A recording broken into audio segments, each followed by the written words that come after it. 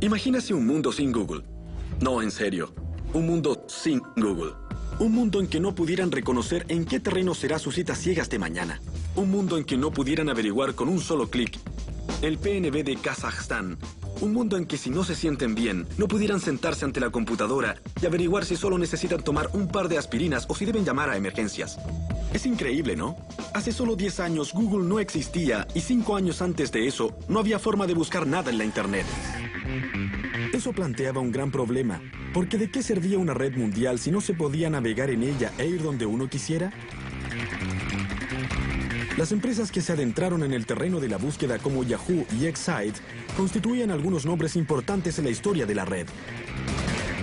Pero aunque los hombres que comenzaron la creación del sistema eran algunas de las personas más brillantes en los anales de la historia americana de los negocios, al final no pudieron descifrar el código.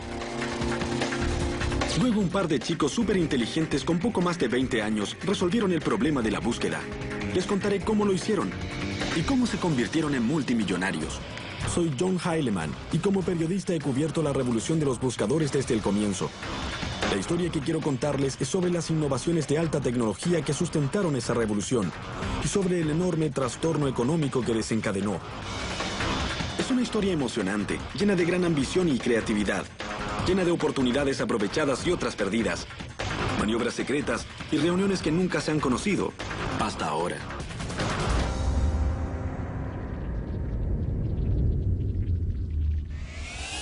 Si hoy en la red ingresan mi nombre, John Heilemann, en cualquier buscador, en un tercio de segundo podrán averiguar de inmediato que soy un periodista de revistas y verán un catálogo de prácticamente todo lo que he escrito. Considerando que hay más de 150 millones de sitios web y miles de millones de páginas web, la tecnología que hace posible esa búsqueda súper precisa es casi un milagro. Un milagro que la mayoría de nosotros da totalmente por descontado. Olvidamos que hace solo unos 10 años la red se veía así. Página tras página de textos y largas listas de frases subrayadas. Encontrar lo que uno estaba buscando era casi imposible. No había forma de buscar nada. Todo lo que se podía hacer era seguir los enlaces y esperar que la suerte te llevara a algún lugar útil. Para comprender cómo hemos avanzado tanto, cómo ocurrió el milagro de la red, tenemos que volver a una época anterior a Google y conocer la historia de compañías como Yahoo y Excite que hicieron posible su existencia y se convirtieron en sus rivales más enconados y también un pequeño lugar en California del que seguramente han oído hablar. Silicon Valley, California. Un lugar de 50 kilómetros para la gente capaz de inventar el futuro y hacerse enormemente rica en el proceso. Es la sede de grandes nombres tecnológicos como Apple, Intel y Oracle. Pero el corazón de Silicon Valley, la verdadera fuente de riqueza de la industria de alta tecnología, el origen de infinitas ideas nuevas, no es una empresa, es la Universidad de Stanford y es aquí donde se pueden encontrar las raíces de la búsqueda.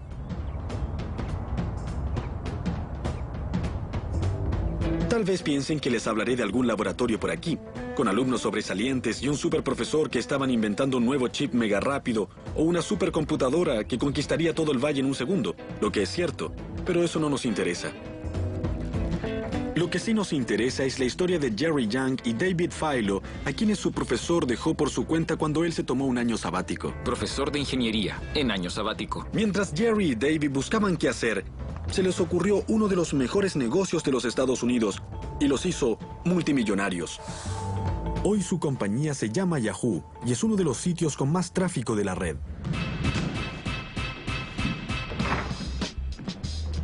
Todo comenzó cuando Jerry y David intentaron usar la Internet en forma solapada para ganar la liga de baloncesto Fantasía de Stanford. Ambos eran estudiantes de ingeniería eléctrica y tenían acceso a la red. La recorrieron trabajosamente, sitio por sitio, buscando información deportiva actualizada. David averiguó cómo ir a diferentes lugares para conseguir información sobre los partidos de la noche anterior. Consiguió todo. Lo comprimió y trató de averiguar si debíamos cambiar jugadores e intercambiarlos o lo que fuera. Es difícil imaginar algo más trivial que el baloncesto fantasía. Pero al buscar información deportiva poco conocida en una extraña red llamada Internet, Jerry y David daban los primeros pasos en el camino de la búsqueda. que en esa época competíamos con estudiantes de otros departamentos y tratábamos de usar la tecnología como algo que haría la diferencia. Los otros leían el periódico y ellos se guiaban por eso. Creo que no ganamos por mucho. No sé si Sí, ganamos. ganamos. En verdad ganamos, pero fue por muy poco. No sé si la tecnología nos ayudó, pero fue un experimento divertido. No sorprende que la red de 1994 no ayudara mucho a Young y Philo. Para comprender qué era esa cosa, para ver lo que la Internet ofrecía, había que tener una guía, algún tipo de directorio que te pudiera ayudar a navegar por ella. Era una idea algo simple, pero brillante. Un directorio que pudiera mostrar a los usuarios novatos cómo encontrar cosas buenas en ese nuevo mundo electrónico. No era nada como la búsqueda actual. Era solo una serie de categorías y subcategorías que se podían buscar y elegir. Era muy primitiva, compilada a mano por un par de sábelo-todo que pasaban horas mirando todos los sitios web posibles y diciendo cómo hacer listas. Primitivo o no, lo que ellos llamaron la guía de Jerry y David para la red global fue lo primero que se inventó y resultó ser sumamente popular. De la noche a la mañana, fue algo a nivel mundial. Millones de usuarios recurrían al sitio. Los jóvenes pronto se dieron cuenta de que necesitaban un nombre más corto, más atractivo, que sonara un poco más emocionante. ¡Yahoo! Yahoo fue una gran idea, pero eso no es suficiente para convertirse en una gran compañía. Se requiere dinero, y mucho. Pero como todos saben, el dinero abunda en Silicon Valley. La mayor parte proviene de estos edificios a lo largo de Sand Hill Road, oficinas de muchos de los legendarios capitalistas del valle. No sé qué esperaba ver la primera vez que vine a este lugar. Tal vez calles pavimentadas de oro, pero encontré esto. Construcciones para oficinas al estilo de un pueblo alpino. Detrás de esas puertas están los capitalistas de riesgo. Tipos que presiden fondos de inversión que tienen miles de millones de dólares. Ellos son quienes deciden qué compañías podrán existir y cuáles no verán la luz. Una de estas empresas de mayor éxito es Sequoia Capital. Su socio más famoso, Michael Moritz, decidió visitar a los jóvenes fundadores de Yahoo en su caravana de Stanford. En el interior había una escena de confusión total. Se trataba de la peor pesadilla para cualquier madre. Cajas de pizza por todas partes, computadoras y equipo electrónico en cualquier lugar posible, las cortinas cerradas, había como 30 grados de temperatura, era una cloaca sofocante. Era un desastre.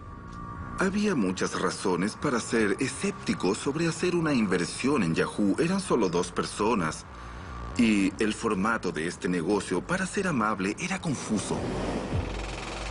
Lo que Moritz no podía ignorar era el potencial del directorio de Philo y Young. Nos pareció sumamente evidente que cualquiera que ofreciera un servicio que actuara como guía para desentrañar cosas que eran muy difíciles de encontrar, con el correr del tiempo, tendría el potencial de llegar a ocupar un terreno estratégico. Moritz invirtió $2 millones en el sitio de Young y Philo, pero era un riesgo que se basaba casi en un presentimiento. Había gran cantidad de gente visitando el sitio de Yahoo, pero no era en absoluto obvio de dónde vendrían las ganancias. Teníamos una compañía, pero debíamos intentar ganar dinero porque no teníamos ingresos.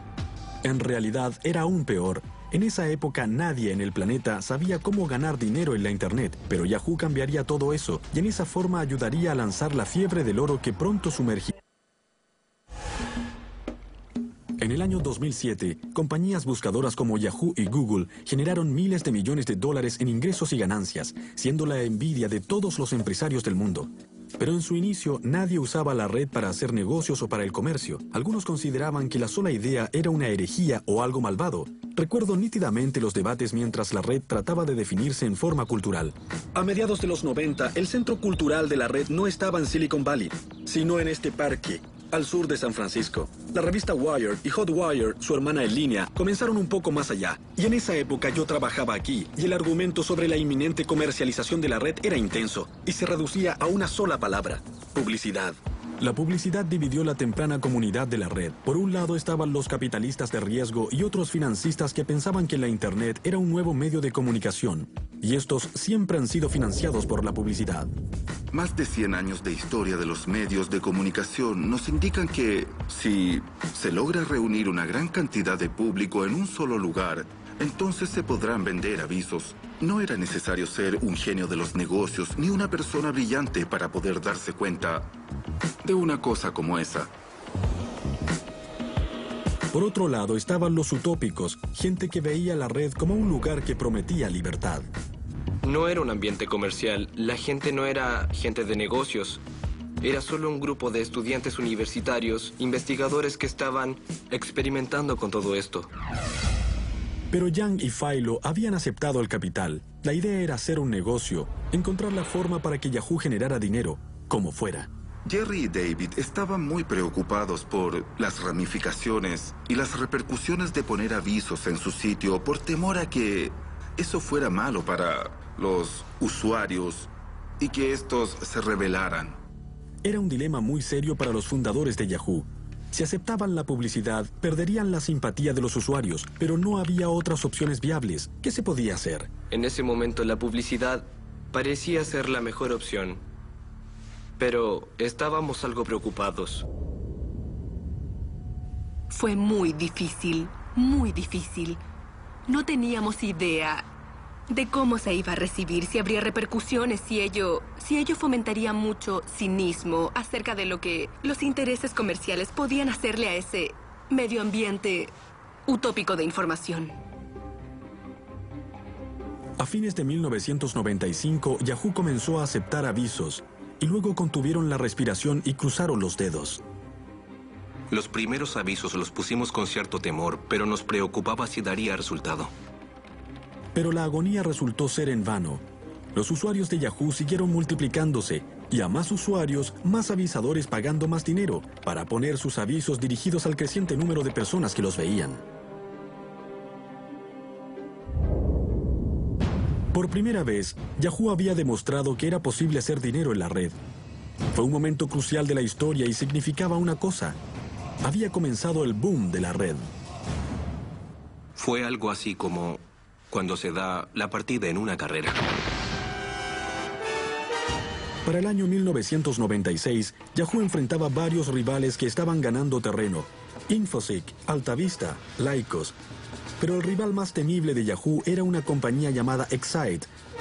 Superficialmente, Excite se parecía mucho a Yahoo. Era otra compañía de búsqueda que comenzaba por otro grupo de chicos de Stanford. Funcionaban en una pequeña casa, en vez de una casa rodante de universitarios.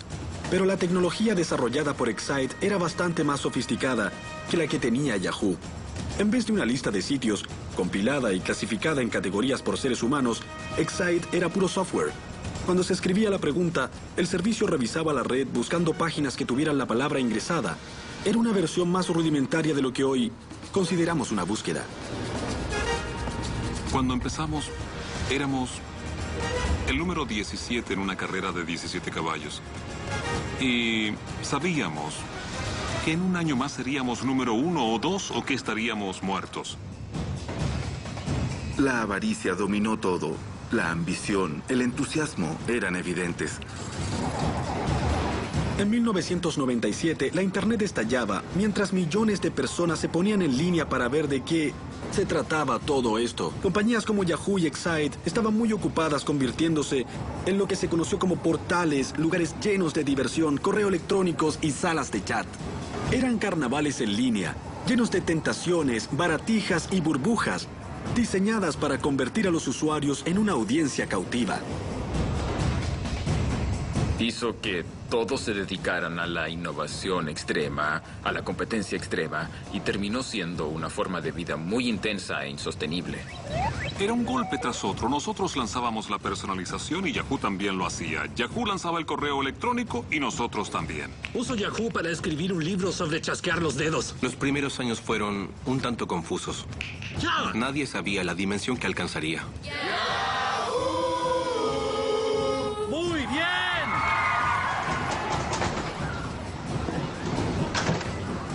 A pesar de que los buscadores tenían un gran éxito, también se estaban convirtiendo en algo muy diferente de lo que habían sido.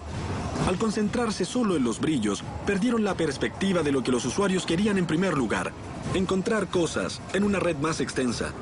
En otras palabras, los buscadores dejaron de preocuparse de la búsqueda.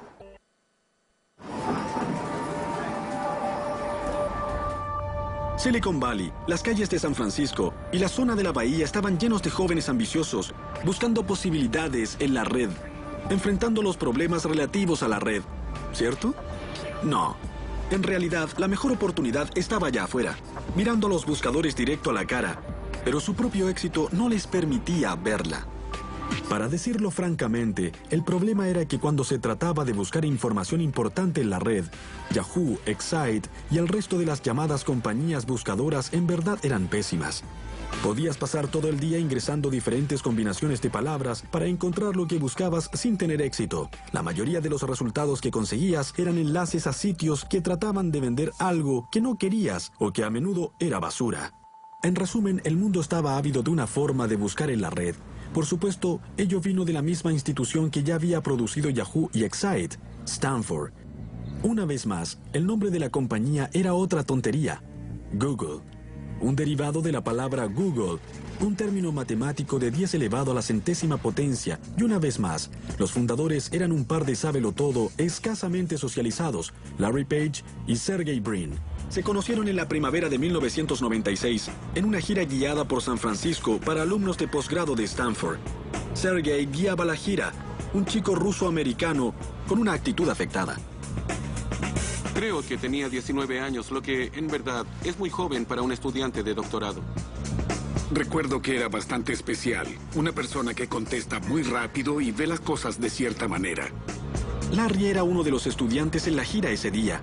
Venía del centro del país y era hijo de un académico. Su mayor logro había sido construir una impresora con piezas de Lego. Es una persona sencilla, callada. No es del tipo de persona que al conocerla dices, vaya, sino que dices, es un tipo buena gente.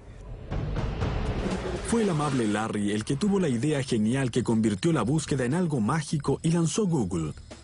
Dadas las consecuencias de gran alcance de esa idea, tanto sociales, culturales y económicas, se podría pensar que es algo sumamente complejo, pero en realidad, básicamente es muy simple.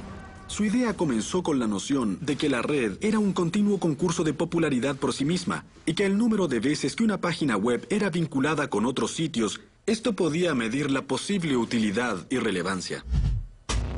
Page creía que un enlace de un sitio a otro era una especie de recomendación, y él y Brin construyeron el primer motor de búsqueda de Google basándose en esa idea, como lo indicaron en un artículo académico de 1998 que ahora es famoso, comillas. En esencia, Google interpreta un enlace de la página A a la página B, con un voto a la página A por la página B. Google evalúa la importancia de la página por los votos que recibe, cierre comillas. En otras palabras, cuando un sitio, por ejemplo, de Abraham Lincoln, ha sido enlazado 15 millones de veces, eso significa que muchísima gente lo ha encontrado útil. Otro sitio sobre Lincoln, que ha sido enlazado, digamos, 11 veces prácticamente, no ha impresionado a nadie. Page y Brin siguieron ese camino para construir su buscador, basándose en los enlaces para encontrar las páginas más importantes. La idea de Larry de contar los enlaces era sencilla, pero brillante. Sería la base del increíble éxito de Google, pero ¿lo comprendió Larry en ese momento? Claro que no. La primera persona en ver a Google en acción fue uno de los profesores de computación de los chicos, Héctor García Molina. Jugamos un momento en mi oficina viendo la cuenta de enlaces, de cuántas páginas se conectan con tu página. Enlaces interesantes. Miramos la portada de Stanford y la comparamos con otros departamentos, o con el MIT, o Berkeley, que son nuestros competidores. Y nos divertimos mucho viendo cuál de esas páginas era más importante que las otras porque era más requerida por el público. Cuando Larry y Sergey lanzaron Google en la red de Stanford, todos se dieron cuenta de que era algo especial. Era un motor de búsqueda que se ocupaba de buscar. Desde su oficina de estudiantes de posgrado, que se ve por primera vez en estas imágenes, Page y Brin lucharon por manejar la gran popularidad de su maravillosa innovación. Había tanto tráfico hacia Google que casi llevó a toda la red Internet de la Universidad de Stanford al colapso. Así que la administración de la universidad dijo, deben mudarse fuera del campus. Stanford ya no era de utilidad para Larry y Sergey. Era tiempo de dejar el campus y trasladarse a Silicon Valley a buscar dinero para convertir su idea en una compañía oficial. Así se unirían a los miles de aspirantes a empresarios en busca de fama y fortuna en la zona .com de Silicon Valley, aunque las probabilidades estaban en su contra.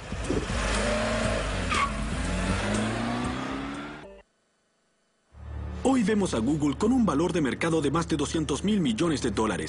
Su enorme sede en Silicon Valley y su influencia en los cambios culturales, y suponemos que los inversores deben haber golpeado a su puerta, en especial en la época de la burbuja.com, cuando algunas de las ideas más absurdas recibían mucho dinero. Pero en esa época, la reacción entre los hombres que tenían el dinero no era decir, sí, no hay problema, sino que era, oh, vamos. ¿Otro motor de búsqueda? Una de las pocas voces que disentían en este coro de dudas era la de Vinod Khosla, un capitalista de riesgo de gran éxito, gurú tecnológico y uno de los cofundadores de Sun Microsystems. Los conocí, me cayeron muy bien y les dije que quería trabajar con ellos de alguna forma, así que los presenté en Excite. Y dije, este es un excelente buscador con un enfoque mejor. Para Khosla, la lógica era muy sencilla. En esa época era un inversionista en la compañía de búsqueda Excite y pensó que si Excite compraba o conseguía la licencia de la tecnología de búsqueda de Google, eso les daría una ventaja contra su archirrival Yahoo, que ganaba toda batalla contra sus oponentes en la guerra de los portales. Si Excite no quería ser aplastado por los ejércitos de Yang y Philo, necesitaba más municiones. Cualquier comandante militar dirá que la clave para ganar una guerra es formar alianzas adecuadas. Con la esperanza de que Excite se uniera a Google, Khosla reunió a Graham Spencer, el jefe tecnológico de Excite, y también a Larry y Sergey en este restaurante de sushi. Los chicos de Google llegaron con la esperanza de asegurar la supervivencia de su proyecto. Comprobaron que sus resultados en la búsqueda eran mucho mejor que los de Excite. Trajeron sus laptops y le mostraron los resultados a Spencer. Spencer le habló al director ejecutivo de Excite, George Bell, sobre la tecnología de Google, al igual que Khosla. Hubo mucha resistencia. Y siempre dijeron, con una visión bastante rígida, que la búsqueda era algo genérico, que ellos podían hacerlo, que eran casi tan buenos y que no importaba. Y no era un problema de precio, porque entonces Google era muy barato. Podían haberlo comprado por algo así como $1 millón. Hoy vale $100.000 millones. Un momento, rebobinemos. Excite pudo haber comprado Google por $1 millón. Eso es una miseria aquí en Silicon Valley. La compañía había rechazado lo que para ellos habría sido el negocio del siglo. A largo plazo lo es. Alzo mi mano y digo, soy necio. Pero la gente no creía que se podía hacer dinero con la búsqueda. Tal vez creía que se podía ganar algo de dinero, pero nadie pensaba que era un dineral. Pero para ser honesto, es un dineral. Lo es. Pero no fue solo Excite el que no logró darse cuenta del potencial de Google. Todas las compañías de búsqueda de Silicon Valley lo rechazaron. Cada vez más frustrados, Larry y Sergey hablaron con uno de sus profesores de Stanford, que también era un empresario ocasional, un hombre llamado David Cheriton. Creo que querían una suma bastante modesta de dinero, algo así como $1 millón, y yo había ganado algo de dinero con una compañía nueva que luego compró Cisco, y además trabajaba con Andy Bechtolsheim, un inversionista de Silicon Valley bastante conocido. David me llamó y me dijo que en verdad tenía que conocer a esos chicos de Google y yo fui a su casa. Era una hermosa mañana soleada de verano. Larry y Sergey estaban desesperados. Si David Cheriton y Andy Bechtolsheim no veían el potencial de Google, probablemente era hora de que los chicos regresaran a sus estudios. Larry fue el primero en llegar, luego llegó Sergey y al final apareció Andy en su auto Porsche. Cuando llegué a casa de David, Larry y Sergey ya estaban ahí y comenzaron de inmediato a hacerme una demostración. Conocimos a ese hombre, le dio una mirada rápida a nuestro motor de búsqueda y conversamos un poco. Le hicieron una demostración de Google de cómo iniciar una búsqueda, de la sección voy a tener suerte y toda esa clase de cosas. De inmediato me pareció que era evidente que era una muy buena idea. Creo que Andy se convenció muy rápidamente de todo. De hecho, creo que es la mejor idea que he visto en toda mi vida. Nos dijo, no quiero que ustedes tengan que aceptar una valoración muy baja o que se preocupen ahora por sus asuntos de dinero. ¿Qué tal si les hago un cheque? Así es que fui a mi auto, tomé la chequera y les hice un cheque enseguida. Volvió y escribió un cheque para nosotros por $100.000. Lo hizo a nombre de Google por $100.000. Creo que fue Sergey el que dijo, no tenemos una cuenta bancaria. Y Andy contestó, deposítenlo cuando la tengan. Creo que nunca he hecho un cheque en forma tan inmediata. Esa fue la única vez en mi vida. Piensen en ello. ¿Cuánta gente conocen que estaría dispuesta a hacer un cheque por $100,000 de esa forma a un par de estudiantes de posgrado? Incluso para Andy Bechtolsheim, que disponía de muchos millones de dólares. Todo el asunto parecía bastante loco, pero así funciona todo en Silicon Valley. Por eso les decían ángeles a los primeros inversores, porque se dedicaban a hacer pequeños milagros. Andy realmente depositó mucha confianza en ellos. Confió en que no se fueran a México con el dinero, pero recuerdo que se fueron con un nivel bastante alto de entusiasmo, dando la impresión de que lo harían. A la inversión de Bechtolsheim le siguieron cheques de otros ángeles que totalizaron $1 millón. $1 millón debió parecerles mucho dinero a dos estudiantes que subsistían de comida rápida. Pero muy pronto Larry y Sergey se darían cuenta de que $1 millón no era nada para Silicon Valley. Este hombre de figura delgada como Clark Kent es John Doerr. Es posiblemente el capitalista más famoso y de mayor éxito de Silicon Valley. Y ha financiado a Sun, Compaq, Netscape y Amazon.com. Es oficialmente el hombre con el toque de Midas. De modo que seguramente era inevitable que Page y Brin terminaran frente a su puerta.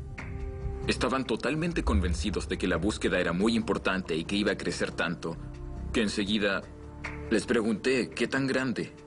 Y Larry Page, totalmente serio, me dijo, bueno, 10,000 millones en ingresos. Realmente me caí de la silla. Estaba seguro de que eran empresarios de gran ambición con una visión poderosa. Habían unas cosas que a John Doerr le importaban más que las ambiciones desmesuradas. E incluso en esa época Page y Brin tenían ambiciones que harían ruborizarse a cualquier mortal. Querían literalmente organizar toda la información del mundo y hacer que fuera posible de encontrar en forma universalmente accesible. ¡Wow! A comienzos de 1999, John Doerr me llamó para que viniera a su oficina porque deseaba mostrarme algo. No tenía idea de lo que estaba hablando, pero cuando John Doerr llama, uno va. Me dijo que me sentara detrás de este escritorio y que había invertido en una nueva compañía, en una empresa de búsqueda. Se dio vuelta hacia su computadora, encendió el navegador y me mostró un sitio del que nunca había escuchado, Google.com. La diferencia era asombrosa, al igual que la gran sencillez de Google, y los resultados fueron notablemente acertados. Giré hacia Doerr y le dije, ¡wow! Es impresionante, pero no hay avisos a los costados ni nada que se le parezca. ¿Cómo podrá ganar dinero esta cosa? Doerr me contestó, estos chicos resolverán el problema más difícil de la Internet. Y si no podemos ver cómo hacer dinero con ello, no deberíamos estar en este negocio. Pero ingeniárselas para ver cómo convertir a Google en una empresa rentable no fue nada fácil. Y mientras los días se convertían en meses sin un modelo de negocio definido, los capitalistas estaban cada vez más intranquilos. Nadie contaba con medios para mantenerse asociado a Google. No había dinero cambiando de manos. Y los fundadores tenían que contratar gente. Tenían que pagarle a esa gente. Debían comprar equipos para poder suministrar el servicio. Y todo eso requería dinero. Todos los meses cerca de $500,000 salía por la puerta de Google. Lo que quería decir que los $25 millones en el banco no iban a durar mucho. La solución más obvia era seguir el camino de Yahoo y Excite y poner avisos, pero Page y Brin se negaron a tomar el camino fácil y se decidieron por algo más valeroso y con mayor visión futura. No resistían la idea de que Google se convirtiera en otro portal abarrotado. Querían asegurarse de que la gente disfrutara de una gran experiencia, pero también querían que los avisos tuvieran sentido para los usuarios. Page y Brin no estaban en contra de los avisos en sí mismo, pero querían que estuvieran más relacionados con la red. Pero no podían imaginar cómo hacerlo. Sin embargo, se estaban quedando cortos de tiempo y de dinero, así que, dando el paso más controvertido en la vida de la joven compañía, encontraron la solución al problema al más puro estilo Silicon Valley. Lo copiaron de otra persona. Esa persona era este hombre, Bill Gross. Con domicilio en Los Ángeles, Gross no tenía conexión alguna con Google. Dirigía una pequeña empresa llamada Idea Lab, una incubadora de ideas innovadoras con estilo propio y generadas por compañías nuevas. Fue Gross quien solucionó el dilema de los avisos en la Internet y en forma indirecta fue la salvación de Google.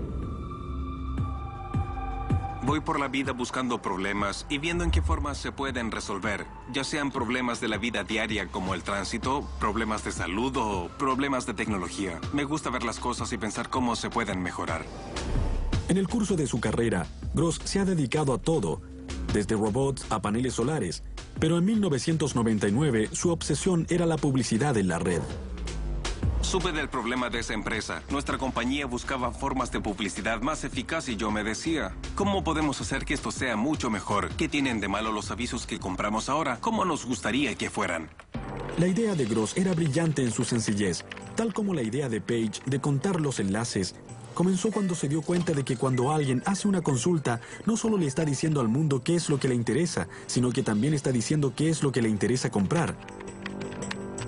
Si ingreso las palabras Bob Dylan, estoy diciendo al menos que siento curiosidad por él y que tal vez quiera comprar su nuevo álbum. Si toman esa información y la de otros nombres de músicos que he consultado en Google, tendrán una imagen detallada de mi persona como fan de la música. Es una información muy valiosa para el negocio de la música. Eso fue lo que visualizó Bill Gross, captando antes que nadie que un motor de búsqueda sería la herramienta de mercadeo más poderosa y más eficiente del mundo. En jerga técnica, las palabras que uno ingresa en un buscador se llaman palabras clave, y Gross se dio cuenta de que podían valer una fortuna. Las palabras clave son el futuro del negocio. Son muy valiosas porque cuando una persona ingresa una palabra clave en un motor de búsqueda está abriendo una gran ventana a su mente y a la intención que tiene en ese momento. Si escribe más de una palabra, es sumamente valioso. Gross creía que podía vender palabras claves a los avisadores. Por ejemplo, BMW podría pagar bastante para asegurarse de que cada vez que alguien ingresara la palabra auto, apareciera un enlace al sitio BMW en la búsqueda. Pero incluso entre la propia gente de Gross, la idea de pagar por lugares parecía inaceptable. A algunas personas en la reunión no les gustó nada. Pensaban que era una mala idea y que nadie la aceptaría. Yo les dije, vamos, es como las páginas amarillas. Piensen en lo útiles que son. Dejé la reunión, corrí a la oficina y regresé con las páginas amarillas. Las puse sobre la mesa y dije, miren esto, miren lo útil que es. Si buscan algo aquí, hay solo avisos pagados. Eso es lo que quiere el cliente cuando busca un plomero. ¿Por qué no hacerlo con un motor de búsqueda? Pensar que la búsqueda podía ser como las páginas amarillas resultó ser una gran idea.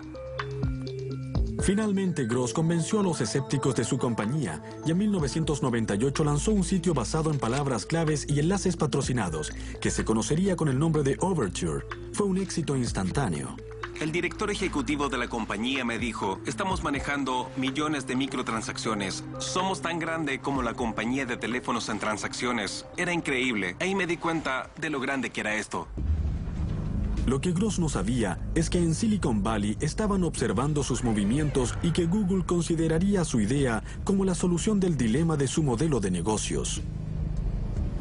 Larry y Sergey encontraron un pequeño sitio llamado Overture que estaba creciendo muy bien con listas de patrocinadores. Y creo que fue en especial Larry el que pensó que eso ofrecía un camino de negocios que Google podría adoptar como solución al problema. Los creadores de Google se reunieron con Bill Gross más de una vez. Gran parte de la historia de los negocios se determina en reuniones privadas, entre titanes a puerta cerrada. Conocí a Larry y Sergey y hablamos con ellos sobre encontrar alguna forma de unir la gran monitorización que tenía GoTo y los increíbles resultados de búsqueda que obtenía Google. Hablamos varias veces de diferentes formas de incorporar ambas cosas. A veces las reuniones terminan con ambas partes saliendo del brazo, pero otras veces no es así. Y eso pasó con Google y Overture. Lo que ocurrió exactamente sigue siendo un misterio, pero tenemos una idea muy clara. Primero, Larry y Sergey dejaron las reuniones sin llegar a ningún acuerdo, y un poco más tarde, Google lanzó un servicio llamado AdWords que era sumamente parecido a Overture. ¿Les parece sospechoso? Claro que sí. Gross demandó a Google por ese parecido y la apropiación que sugería, pero finalmente ambas partes llegaron a un acuerdo fuera de los tribunales. Una cosa es segura, el arreglo incluía suficiente dinero en acciones de Google, hecho que contentó mucho a Bill Gross. Pensamos que podía ser algo bueno, pero nunca creímos que tendría ese impacto y ese alcance y que se convertiría en un valioso modelo económico en línea. Google hizo cambios importantes a la idea original de Gross. Principalmente separó los avisos de los llamados resultados de búsqueda orgánica.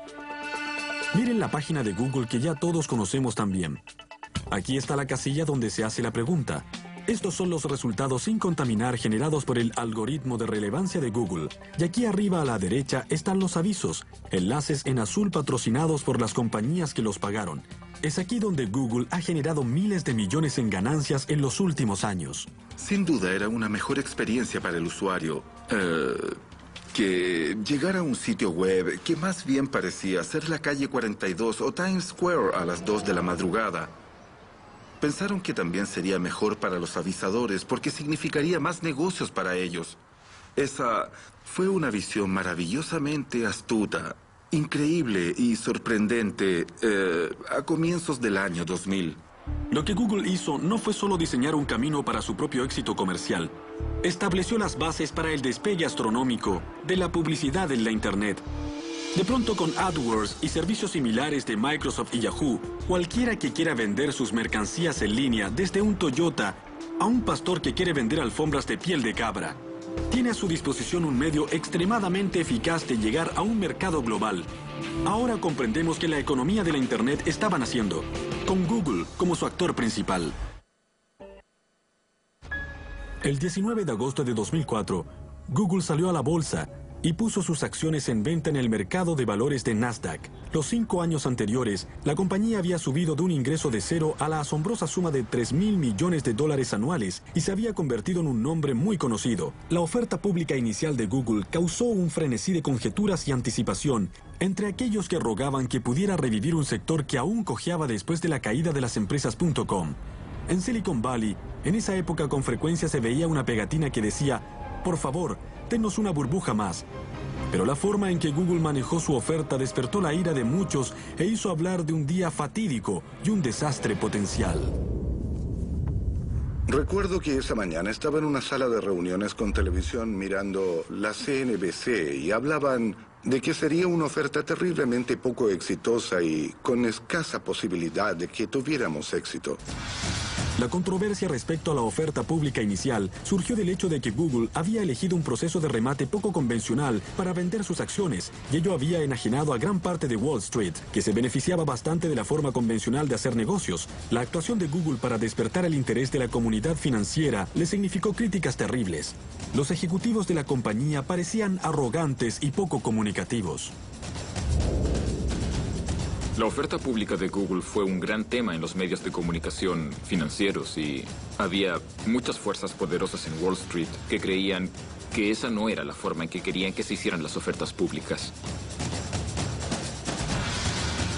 Los grandes de Wall Street estaban en esa sala de reuniones en la torre Nasdaq, en Times Square, así como John Doerr, Eric Schmidt, Larry Page y yo. Había mucha tensión y lo único que la aflojó fue cuando Larry sentó su humanidad, que sería multimillonaria, en un plato de crema. Era surrealista. Había una enorme pared de píxeles y gráficos y se podía sentir que toda la economía del mundo se deslizaba frente a tus ojos. Y luego Larry y Eric subieron al escenario. Había una gran expectación respecto a la apertura del mercado.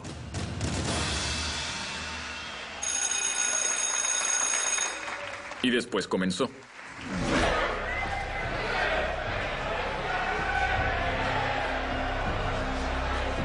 Entonces a mediodía comenzó todo y la primera transacción fue a $100, 15 más que el precio del día anterior y no bajó de eso. Al final, a pesar de todo lo que se dijo, la oferta pública inicial de Google fue un éxito de acuerdo a la medición que más importa. Cualquiera que haya comprado acciones ese día y todavía tiene la suerte de conservarlas, ha ganado un montón de dinero. 3 años después de la oferta pública, Google está mejor valorada que FedEx, McDonald's, Coke, Intel, IBM o Walmart. Acciones que se transaban a $100 llegaron a casi 700. Actualmente, Brin y Page están considerados entre las 30 personas más ricas del mundo. El crecimiento de Google ha sido el más rápido de la historia. A pesar de llegar de inmediato a Fortune 500, los fundadores de Google siempre se han esforzado por asegurar de que su compañía no sea percibida como otro matón voraz, como digamos Microsoft en su era dorada. Su ostensible eslogan corporativo altruista es: no hay que ser malvado. Su sede es un regreso a la era .com, con comida gratis, cojines para sentarse y scooters. Pero a pesar de todas las pequeñeces para sentirse bien, Google sigue siendo una máquina capitalista que continúa prosperando gracias a la unión de la búsqueda y la publicidad que la compañía ha perfeccionado. Hasta que la publicidad en línea no fue realmente eficaz, no había forma de pagar a los programadores que estaban haciendo el software. Eran subsidiados. Por ejemplo, en Sun vendíamos sistemas o hardware y usábamos ese dinero para pagar a los programadores. Hoy, el negocio de la Internet paga a sus programadores con ganancias de la red que provienen de la publicidad. De modo que el desarrollo de la tecnología y la publicidad van de la mano. Pero Google no se dedicó a descansar y a explotar su negocio principal. No se ha dormido en sus laureles. Al contrario, sabe muy bien que quedarse quieto en el negocio de la tecnología equivale a cometer un suicidio comercial. Google ha invertido sus ganancias en infinitos experimentos y proyectos. Ha metido la mano en todos los negocios a su alcance. Tenemos Google Library, Google Books, Google Maps y Google Earth. Luego Gmail, Google Calendar, Google Spreadsheets y Google Docs. La compañía compró Blogger para publicaciones personales en la red. También compró Picasa para compartir fotos en línea. Y por supuesto YouTube para compartir videos. Ante los ojos de muchos, todo eso equivale a un plan de dominación. De modo que no es de extrañar que la Google manía se esté convirtiendo en una creciente fobia a Google. El fenómeno de la fobia a Google es más fuerte entre los partidarios de la privacidad, que se preocupan sobre cuánta información sobre todos nosotros está guardada en las bases de datos de Google. No solo esas personas están preocupadas, incluso los mentores originales de Page y Brin están inquietos. La gente comenzará a sentir que tener demasiada información guardada sobre todo lo que han hecho, todo lo que han buscado, es un peligro real. Cada vez veremos más opiniones así. Para otros, el gigantesco dominio de Google y su expansión voraz es un llamado a las armas.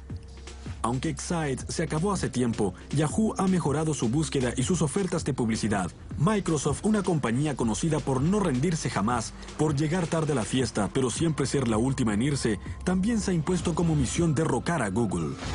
En general, si hubiera una gran oportunidad en Internet o de software, Microsoft se daría cuenta rápidamente porque tiene mucha gente muy inteligente, grandes recursos y mucha fuerza.